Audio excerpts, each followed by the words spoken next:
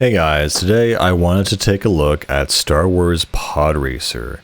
I remember as a kid, this is, I think, the first or second game I actually ever owned and kind of played by myself. And I just find it so deeply fascinating because this is still one of my favorite racing games of all time.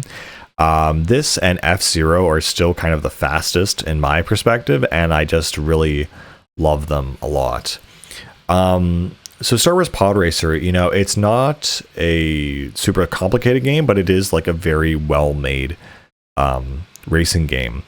And so essentially the main component that I didn't even realize as a kid that I had to figure out is that in order to actually activate the boost in this game, you have to push forward on the control stick, and when your meter fills up, you need to hold A, and then suddenly you go into this boost mode.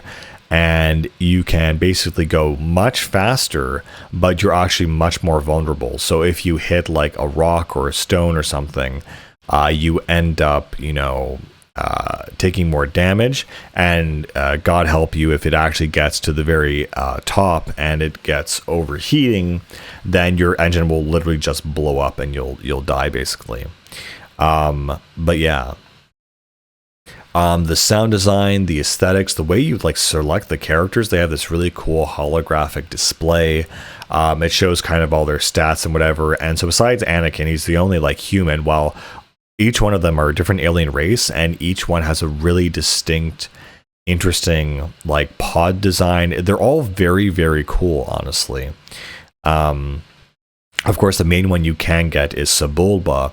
And Sebulba actually has this special thing where if you double tap R on his pod, he will actually eject a stream of fire onto any rival pods, setting them on fire. And so he's the only guy who can do that. And I think it's really funny that he's the one class essentially, or one rider that can actually sabotage other players, which is really cool. Again, the sound design in this game is really kind of iconic. The voice of like New Lap, a New Lap record, the countdown timer. If you hit A right as it counts down to 1, you're able to essentially, get an extra boost ahead of everyone else.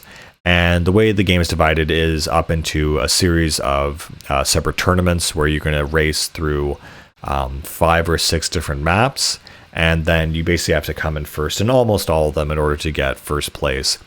And what the cool thing is, there is an ability to like buy parts and upgrade, certain racers so that it can give you an edge. And I remember I never wanted to do that as a kid because, the amount of money you have is very limited and you can only do it once. And I didn't want to screw up anything. So I kind of just never touched it. And as a kid, I never actually fully beat this game until it came back to it, I think, as a teenager, and was able to really, figure out exactly how to get through certain maps. For example, I think the one I was really stuck on was the Cloud map. It was like a Cloud City, but wasn't Bespin. It wasn't Cloud City itself. And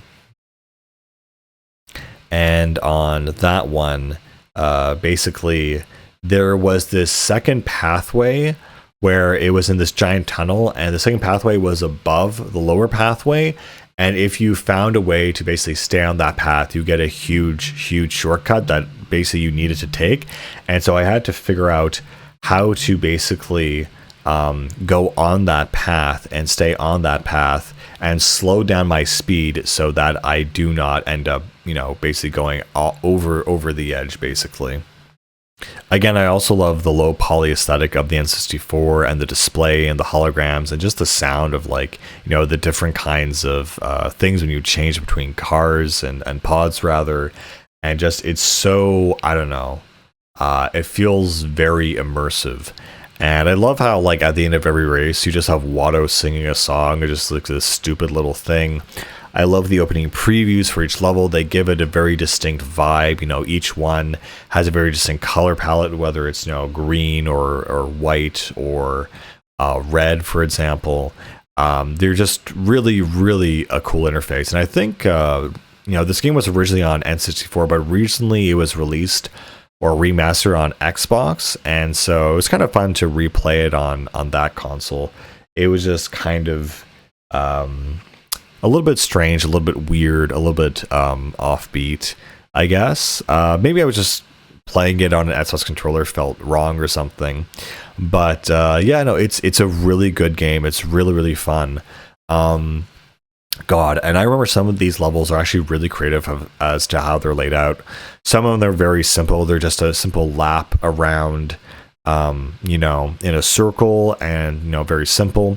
But there are some levels. I think the one on Nar Shaddaa, I think it was, where you end up going through like this tunnel with a bunch of like asteroids in it, and it's a 0G kind of scenario, and so you can move, instead of moving up and down, you're not moving forward or backwards, you're actually moving up and down. And so you have to like dodge all of these asteroids in this 0G tunnel, and then after you go out of that, at the very end of that tunnel, it starts narrowing and narrowing and narrowing, and you have this small slit. And for the longest time, I did not know for the life of me how to get through it. And it turns out what you're supposed to do is you use the C buttons on the side to tilt your pod vertically so you can go through that super tight space. And oh my God, it was so cool when I finally pulled that off, and I was like, oh, that's what you're supposed to do. In fact, there's even one level where there's a small slit door that keeps rotating every time you approach it, and you have to predict what position it's going to be in. Of course, a very fun part of this game is, aside from upgrading your own pod, you unlock other pod racers. And so besides the basic 6 guys you start with, you end up with around 20 or 30 different guys. And the objective is just to get into first place every time, and you get that guy's racer. And I don't know, some of these levels, they're very low poly, very kind of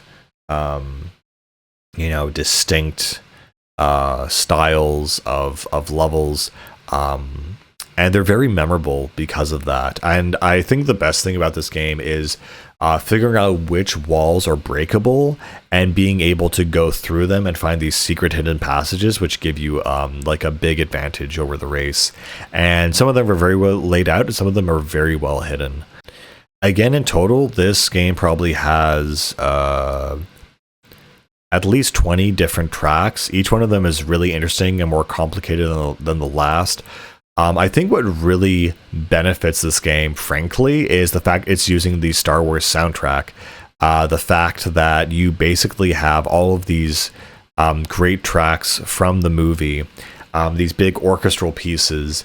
And I think my favorite part or component of this is the fact that when you kind of enter the final lap, it's going to play that very distinct high anxiety sound where it's the final kind of charge from the movies. The music really makes this game pop a lot more.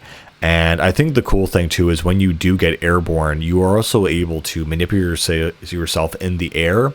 So if you hold back, you'll actually float a lot longer, and you'll make your jump last a lot longer in an unrealistic way that almost feels like zero gravity. But of course they are pods, obviously. And so that's why they're able to do that. Again, I love the scale of this game. You're going to go from very small kind of miniature tracks to gigantic cities and giant exploding kind of places and giant, cityscapes with magma. And just the fact that it's so low poly and abstract, these cities and areas do feel genuinely alien because they are so low poly and abstract for that reason. And they all have a different vibe that I really, really love and appreciate. Another cool thing too is that, of course, you do have a health bar, but it's a very interesting health bar where essentially it's these 6 different cubes which show your pod's health and your engine basically. And so the more you crash into the walls or whatever, certain parts of your pod will get more damage than others. And in certain cases, they will catch on fire. And again, as a kid, I had no idea how to do this, but you can actually repair your pod by holding L or R, I believe. And that will essentially, it'll make you slow down, but it will pull out the fire instead of you spiraling out of control and exploding and dying and then taking 5 seconds to respawn. And then by that time, the people have gotten in front of you. Again, there's a lot of times in this game where you're kind of through the air, you're going to feel out of control and you're trying to just survive. And again, you're flying a very fast-paced and very fragile kind of vehicle and device. And because of that, it reminds me a lot of F-Zero. And I honestly prefer this game to F-Zero because F-Zero is just punishingly hard and difficult. If you make one little mistake while going like 15,000 miles an hour, then you just, you've lost the race at that point.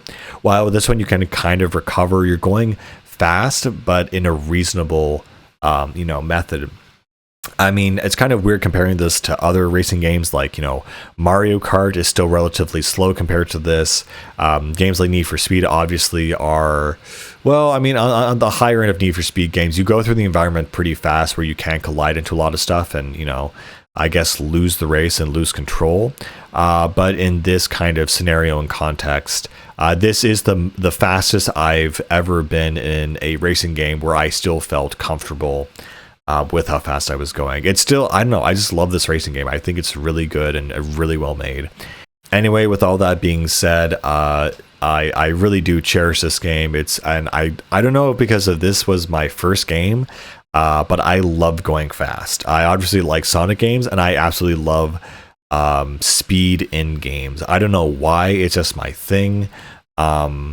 If I'm ever playing a game or an RPG where I can upgrade my speed, that is always the first thing I will upgrade, because I want to see how fast I can push it in these scenarios.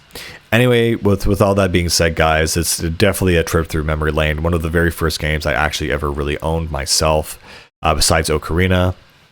And not much else to say except I love it. And see you later. Bye.